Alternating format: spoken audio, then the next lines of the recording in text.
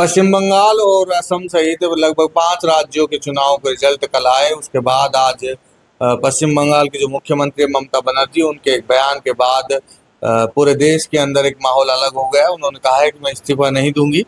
इसी के बारे में मेरे साथ जुड़े हैं मेरे सहयोगी करमवीर यादव जी। इनसे जानते हैं कि ऐसी स्थिति जब हो जाती है कि कोई मुख्यमंत्री चुनाव हार जाता है और उसके बाद इस्तीफा नहीं देता है, तो कानूनी प्रक्रियाएं क्या होती है, संवैधानिक प्रक्रियाएं क्या होती है। करमवीर जी, एक बार ये थोड़ा दर्शकों को डिटेल से बताना कि ये क्या मामला है और क्या घटना हुई है, ममता बनर्जी ने ऐसा क्यों कहा है, सबसे पहले ये जानना चाहेंगे।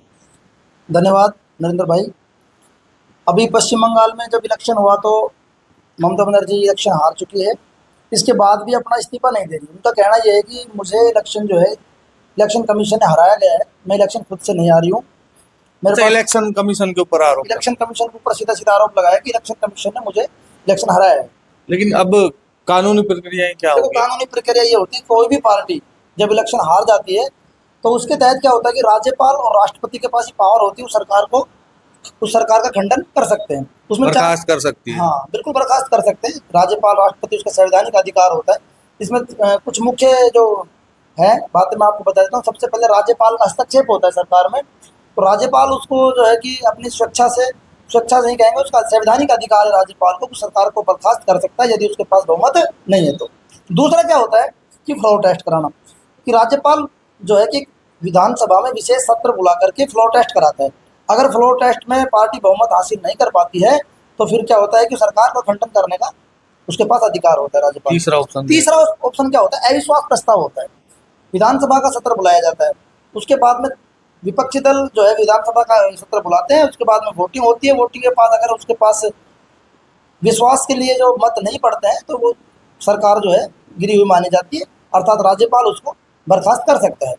चौथा क्या होता है, जब संवैधानिक प्रक्रिया सारी हो जाती है उसके बाद भी देखो राज्य में संवैधानिक स्थिति जब संकट में आ जाती है कहीं ना कहीं, तो अनुच्छेद 356 हमें ये देता है कि उस पर राष्ट्रपति शासन लगाया जाए। तो मतलब चारों के चारों बीजेपी पार्टी के साथ अभी संवैधानिक रूप से बचे हुए हैं चारों तथ्य। लेकिन जैसे कल रिजल्ट आए, उनके बारे में लोगों की प्रतिक्रियाएं थी। ममता बनर्जी ने आज प्रेस कॉन्फ्रेंस करके कहा कि मैं इस्तीफा नहीं दूंगी। ये दादागिरी है क्या? देखो, ये उसकी दादागिरी तो नहीं कह सकते, लेकिन वो पता नहीं क्या सोच के पाई कि इलेक्शन कमीशन के ऊपर बोला कि दबाव बनाने की कोशिश है कि दोबारा सिलेक्शन है, कि ये पॉसिबल नहीं है नरेंद्र जी, तो बर्खास्त होगी। हारने के बाद सब ये सब बोलते हैं। हारने के बाद सब कुछ ऐसा ही दिखता है। तो 15 साल सत्ता में रही तो कैसे छोड़ेगी अपनी गद्दी, आदत पड़ी हुई है गद्दी में बैठने की, मोह है। तो ये थे मेरे साथ मेरे सहयोगी करमवीर यादव जी। इन्होंने संवैधानिक जो मूल्य है वो बताए कि ऐसी स्थिति में क्या हो सकता है। नई नई खबरों की हम अपडेट देते रहेंगे। मेरी उम्मीद है कि आप स्वस्थ रहेंगे, मस्त रहेंगे और हमारे चैनल NKRJ भारत न्यूज के साथ बने रहेंगे।